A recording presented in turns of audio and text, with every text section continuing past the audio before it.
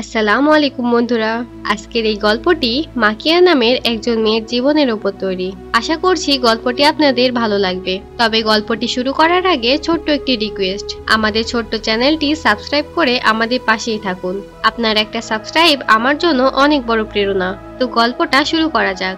মাকিয়া, যে ছিল লফ নামের একটা গোত্রের বাসিন্দা, তাদেরকে আইয়ব বলা হতো। আসলে তারা শত শত বছর ধরে বেঁচে থাকতে পারত। তারা পৃথিবীর বাকি সবার থেকে আলাদা হয়ে জীবন কাটাতে পছন্দ করত। তাদের চুল ছিল সাধারণ মানুষদের তুলনায় অনেক লম্বা। তাদের প্রধান কাজ ছিল এক ধরনের ম্যাজিক্যাল কাপড় তৈরি করা, আর সেই কাপড়ে তারা নিজেদের ইতিহাস লিখে রাখত। যদিও সে লেখা শুধুমাত্র তারা ছাড়া অন্য কোনো সাধারণ মানুষ পড়তে পারত না। গল্পের প্রথম দৃশ্যে আমাদের দেখানো হয় লব গোত্রের মানুষেরা কিভাবে জীবন কাটাতো। এখানে আমরা ছোট একটা মেয়ে মাকিয়া, তার বন্ধু লিলিয়া এবং করিমকে একসাথে দেখতে পাই। কাজ শেষে তারা একসঙ্গে বাড়িতে যাচ্ছিল, কিন্তু মাকিয়ার কোনো নির্দিষ্ট বাড়ি ছিল না, কারণ সে ছিল একজন অনাথ শিশু। সে লব গোত্রের কিছু প্রাণীদের সঙ্গে একা একাই বসবাস করত। এত লোকদের মধ্যে থেকেও মাকিয়া সবসময় খুবই একা অনুভব করত, কারণ তার কোনো নিজের পরিবার ছিল না।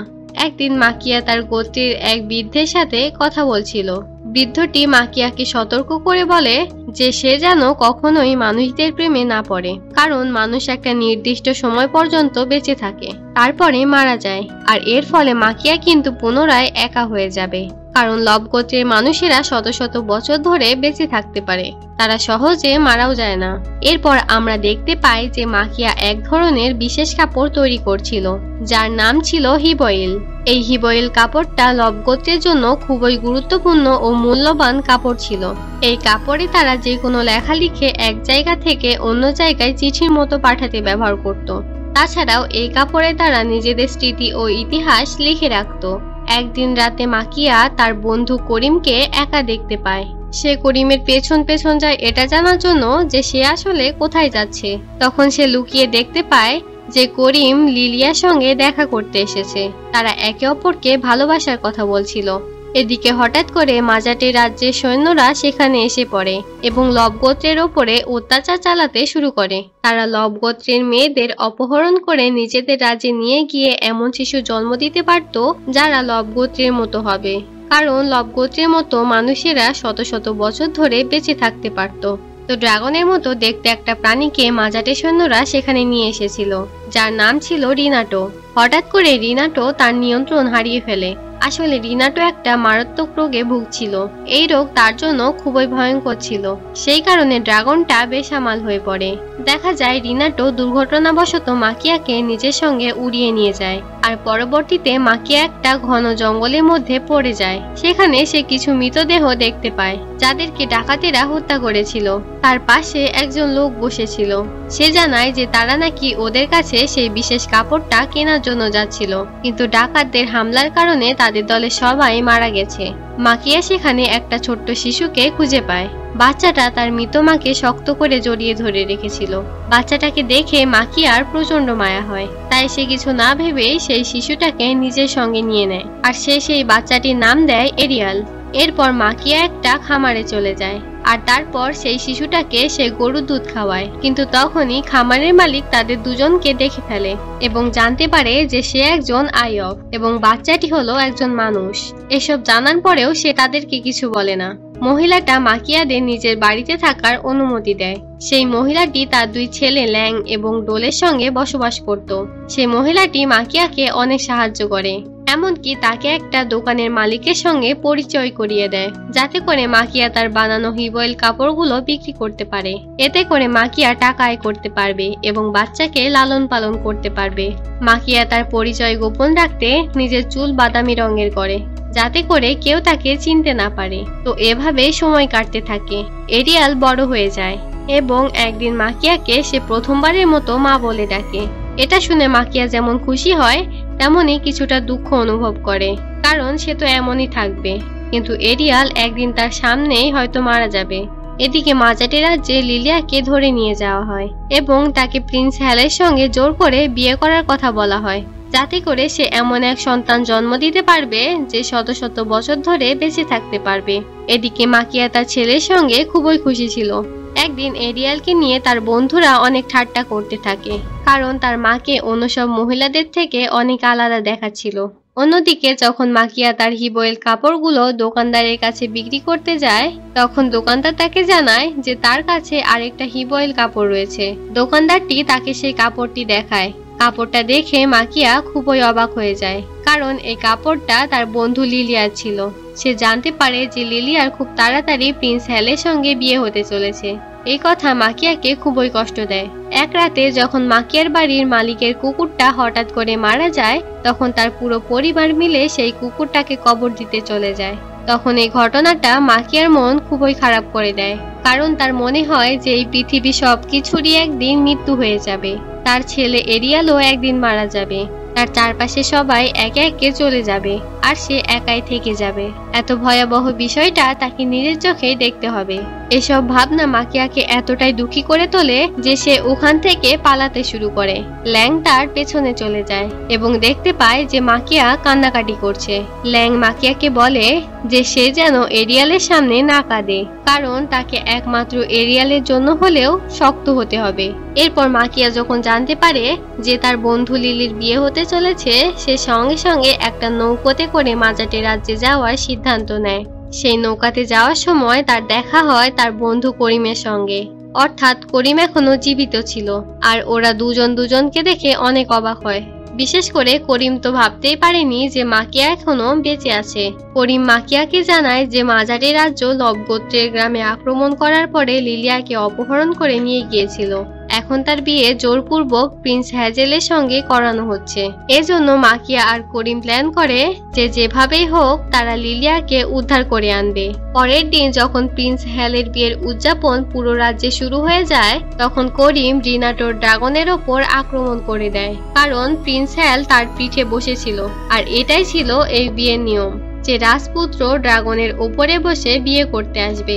করিমের আক্রমণের ফলে রিনাটো আবারও নিয়ন্ত্রণ হারিয়ে ফেলে এবং চারপাশের মানুষেরা তাকে দেখে প্রচন্ড ভয় পেয়ে যায়।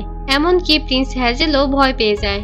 অন্যদিকে সবাই যখন প্রিন্স হ্যাজেলকে নিয়ে ব্যস্ত হয়ে পড়ে, সেই সুযোগে মাকিয়া লিলিয়ার সঙ্গে দেখা করতে আসে এবং তাকে নিয়ে পালানোর চেষ্টা করে। কিন্তু লিলিয়া তাকে জানায় যে সে একজন সন্তানের মা হতে চলেছে, সে এখন আর পালাতে পারবে না। এই খবর জানার পরে করিম অনেক অবাক হয়, সেই সাথে হতাশও হয়ে পড়ে।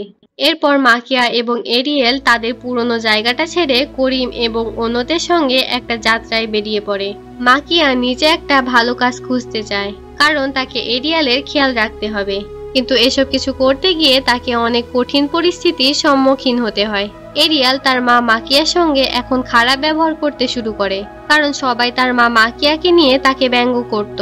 এছাড়াও সে জানতে পারে যে মাকিয়া তার জন্মদাত্রী মা নয়। এরিয়ালের এমন আচরণ দেখে মাকিয়া ভাবতে শুরু করে যে সে হয়তো একজন ভালো মা হতে পারেনি। কিন্তু হঠাৎ করে সে এরিয়ালের তৈরি একটা হিবয়েল কাপড় দেখতে পায়, যাতে লেখা ছিল মম। এটা দেখে মাকিয়া খুবই খুশি হয়ে যায়। সে এরিয়ালকে খুঁজতে তাড়াতাড়ি বাইরে চলে যায়। সে দেখতে পায় যে এরিয়াল একটা নদীর ধারে বসে আছে। তখনই সে বুঝতে পারে যে এরিয়াল আসলে চায় যে তার মা তাকে নিয়ে গর্ব করুক, তার মা তাকে আবারও আগের মতো ভালোবাসুক। এভাবেই ধীরে ধীরে তাদের সম্পর্ক আবারও আগের মতো হয়ে যায়। তো এভাবেই বছরের পর বছর পার হয়ে যায়। মাকিয়া এখন একটা রেস্তোরাঁতে ওয়েটার হিসেবে কাজ করে এবং এরিয়াল এখন যুবক হয়ে উঠেছে। মানুষজন মনে করতে থাকে যে হয়তো মাকিয়া এবং এরিয়াল একটা কাপল, কিন্তু এটা শুনে এরিয়ালের একদমই ভালো লাগে না। হাজার হলেও মাকিয়া তার পালক মা। এদিকে একদিন সে রেস্তোরাঁতে মাকিয়া তার পুরনো বন্ধু ল্যাংকে দেখতে পায়, যে কিনা এখন একজন মাজাটে সোলজার হয়ে গিয়েছিল। মাকিয়া তার এই কথাটা শেয়ার করার জন্য তার ছেলে এরিয়ালের কাছে চলে যায়, কারণ সে তার পুরনো বন্ধু ল্যাংকে খুঁজে পেয়েছে। পরবর্তী দৃশ্যে আমরা লিলি ও তার মেয়ে ম্যাডমিলকে দেখতে পাই। মেয়েটা প্রিন্স হ্যালের সঙ্গে বসেছিল। ম্যাডমিল ভাবছিল যে তার বাবা তাকে তার মায়ের সঙ্গে দেখা করার অনুমতি কেন দিচ্ছে না। এদিকে লিলিয়া ম্যাডমিলের পরে আর কোনো সন্তান জন্ম দিতে পারেনি, কিন্তু রাজারা তো একটা পুত্র সন্তান চেয়েছিল। আর তাছাড়াও এই মেয়েটার মধ্যে লিলিয়ার কোনো গুণই ছিল না। এই কারণে রাজা আরেকটা লবগোত্রের নারীকে অপহরণ করতে যাচ্ছিল। কিন্তু আবারও সেই মেয়ের থেকে জন্ম নেওয়া সন্তান লালন পালন করা, বড় করা, সব মিলিয়ে অনেক সময়। আর এই বিষয়টা খুবই কঠিন কাজ ছিল। কিন্তু প্রিন্স হ্যাজেল যে কোনো মূল্যে একটা পুত্র সন্তান চাচ্ছিল। এদিকে লিলিয়াকে নিচের কক্ষে তালাবদ্ধ করে রাখা হয়েছে। তার মেয়ের সঙ্গে দেখা করার অনুমতি তার একদমই ছিল না। এদিকে মাজাটে আর্মির হেড কমান্ডার লিলিয়াকে শান্ত করার চেষ্টা করছিল, তবে লিলিয়া তখন রেগে গিয়ে চারপাশে সবকিছু ভাঙচুর করতে শুরু করে। লিলিয়া চায় তাকে মুক্তি দেওয়া হোক, যাতে করে সে তার পুরনো বন্ধু মাকিয়ার সঙ্গে দেখা করতে পারে। মাকিয়ার নাম শুনতেই মাজাটে সোলজার তাকে খুঁজতে বেরিয়ে পড়ে, যাতে করে প্রিন্স হ্যাজেলের পরবর্তী স্ত্রী মাকিয়াকে বানানো যায়। এদিকে ল্যাং মাকিয়াকে আবারও তার সঙ্গে গ্রামে ফিরে যেতে বলে, কারণ সে ওই গ্রামে তার ছেলেকে নিয়ে সুখে শান্তিতে থাকতে পারবে। কিন্তু মাকিয়া তার গ্রামে ফিরতে চায় না। একদিন এরিয়েল মদ্যপান করে বাড়ি ফিরে এসে তার মায়ের সঙ্গে খারাপ ব্যবহার করে, যার ফলে তার মা তাকে একটা থাপ্পড় মারে। আসলে এরিয়ালকে ভুল বোঝানোর জন্য কিছু মানুষ তার পিছে লেগেছিল। তারাই তাকে নানা ধরনের কথা বলে বিরক্ত করত। লোকদের ধারণা ছিল যে তারা দুজনেই পালিয়ে যাওয়া প্রেমিক। তাই এরিয়েল বুঝতে পারছিল না যে মাকিয়া আসলে সত্যিকারের তার কি হয়। এরিয়েলের ইচ্ছে ছিল আর্মিতে যোগ দেওয়ার, তাই সে ল্যাংকে তার ইচ্ছার কথা জানায়, যাতে করে সে নিজেও একজন মাজাটে সোলজার হতে পারে। ল্যাং প্রথমে এই কথা শুনে রেগে যায়, কারণ এরিয়েলের আচরণ তার মায়ের সাথে একদমই ভালো ছিল না, এবং আর্মিতে যোগ দেওয়ার মানে হলো সে তার মাকে একা ফেলে রেখে যাবে। পরে এরিয়েল ল্যাংকে বলে যে সে মাকিয়ার কথা চিন্তা করে এবং সে তার মাকে সুরক্ষিত রাখার জন্যই আর্মিতে যোগ দিতে চায়। তার মা তাকে সকল পরিস্থিতিতে তাকে এতদিন সামলেছে এবং তাকে সুরক্ষা দিয়েছে। এটা শোনার পরে ল্যাং তার কথা মেনে নেয়। এরিয়েল চলে যাওয়ার পরে মাকিয়াকে মাজাটে সোলজাররা ধরে নিয়ে যায়। এদিকে সময়ের সাথে সাথে এরিয়েল একজন মাজাটে সোলজার হয়ে গিয়েছিল। এই সব কিছুতে তাকে সাহায্য করছিল ল্যাং, কিন্তু সে জানতোই না যে মাকিয়াকে অনেক আগেই ধরে নিয়ে যাওয়া হয়েছে। সময় এভাবেই চলে যায়। এরিয়েলের বিয়ে হয়ে যায়, তার স্ত্রী দিতা গর্ভবতী হয়ে যায়। এটা তাদের প্রথম সন্তান। কিন্তু হঠাৎ করে মাজাটে রাজ্যে অন্য সকল দেশটা আক্রমণ করে, যার কারণে এরিয়েলকে আবারও কাজে ফিরতে হয়। অন্য সকল দেশগুলো মাজাটে রাজ্যের অধিকার চাইতে থাকে। তারা সবাই একত্রিত হয়ে যায়। এই সুযোগে মাজাটে সেনাদের হাতে বন্দি মাকিয়া পালানোর চেষ্টা করে, কারণ এই যুদ্ধের মধ্যে পালানোটা ছিল একটা ভালো সুযোগ। হঠাৎ করে মাকিয়া তার ছেলে এরিয়েলকে যুদ্ধের ময়দানে লড়াই করতে দেখে, কিন্তু মা ছেলে একে অপরের সাথে কথা বলার আগেই এরিয়েল আবারও যুদ্ধ শুরু করে, কারণ অন্য সোলজাররা তাদের ওপর আক্রমণ করছিল। এই সব কিছু দেখে মাকিয়া পালাতে শুরু করে। অন্যদিকে করিম তখনও চাচ্ছিল যেন লিলিয়া তার সঙ্গে পালিয়ে যায়, কিন্তু লিলিয়া তাকে না করে দেয়। করিম এখনো লিলিয়াকে অনেক পছন্দ করত, কিন্তু এখন এইসব কিছু তার কাছে সহ্যের বাইরে চলে যাচ্ছিল। তাই সে নিজেকে এবং লিলিয়াকে আগুনে পুড়িয়ে মারার চেষ্টা করে, কিন্তু মাজাটে সোলজাররা এটা দেখে করিমকে মারধর করে। এদিকে মাকিয়া একটা মেয়ের চিৎকার শুনতে পায়। আসলে এই মেয়েটা আর কেউ নয়, বরং তার ছেলের বউ দিতা ছিল। আসলে দিতা এই সময় তার প্রথম সন্তানটা জন্ম দিচ্ছিল। মাকিয়া ওই মেয়েটার কাছে গিয়ে শিশুটাকে জন্ম দেওয়ার জন্য তাকে সাহায্য করছিল। এরিয়েল তখনও যুদ্ধের ময়দানে লড়াই করছিল। তখনই দিতা জানতে পারে যে মাকিয়া আসলে এরিয়েলের মা, এবং আজকে মাকিয়া যেহেতু তাকে সাহায্য করছিল তাই সে তাকে ধন্যবাদ জানায়। এদিকে সদ্য জন্ম নেওয়া সেই শিশুটাকে দেখে মাকিয়া সেই সময়টার কথা মনে পড়ে, যখন সে এরিয়েলকে কুড়িয়ে পেয়েছিল, এবং তারপর সে কিভাবে কষ্ট করে তাকে লালন পালন করে এত বড় করেছে। মাকিয়া আবারও একবার এরিয়েলকে যুদ্ধের ময়দানে গিয়ে তার সন্তান জন্ম নেওয়ার ব্যাপারটা জানায়। তাকে সে ওই গল্পটাও শোনায়, যখন প্রথমবার মাকিয়া তাকে খুঁজে পেয়েছিল। এসব কথা শুনে এরিয়েল বুঝতে পারে যে তার মা মাকিয়া তাকে সত্যি কতটা কষ্ট করে এত বড় করে তুলেছে, আর এখন সে তার মাকে একা রেখে আসার জন্য অনেক লজ্জিত ছিল। কিন্তু মাকিয়া তাকে নিশ্চিত করে বলে যে আমি একদমই কষ্ট পাইনি, বরং তুমি অনেক ভালো একজন ছেলে, যে সব সময় আমার জন্য নিরাপত্তা নিশ্চিত করেছো। এরিয়েল তাকে মা বলে ডাকতে না পারলেও তার কোনো খারাপ লাগছে না। তখনই সেখানে ল্যাং পৌঁছায়। ল্যাং মাকিয়াকে তার গোত্রের কাছে ফিরে যেতে বলে। এরিয়েল মাকিয়াকে থামানোর চেষ্টা করে, এবং অবশেষে সে মাকিয়াকে একবার মা বলে ডাক দেয়। মাকিয়া তার ছেলেকে শেষবারের মতো দেখে, তারপর সেখান থেকে চলে যায়। আর এরপর যুদ্ধ শেষ হয়ে যায়। মাজাটে রাজ্য পরাজিত হয়। এর মধ্যেই মাকিয়া করিমের মৃতদেহটা পড়ে থাকতে দেখে। আর তখনই লিলিয়া প্রথমবারের মতো ম্যাডমিলকে দেখতে পায়। সে তার মেয়েকে বলে যে আমি এই টাওয়ার থেকে লাফ দিয়ে নিজেকে শেষ করে দিতে চাই। আসলে সে করিমের মৃত্যু আর এই বন্দি জীবন একদমই সহ্য করতে পারছিল না। সে মরতেই যাচ্ছিল, কিন্তু মাকিয়া রোনাটো সেই ড্রাগনটা নিয়ে এসে লিলিয়াকে লাফ দেওয়া থেকে বাঁচিয়ে নেয়। আর তারপর তারা দুজন আবারও নিজেদের ঠিকানায় রওনা দেয়।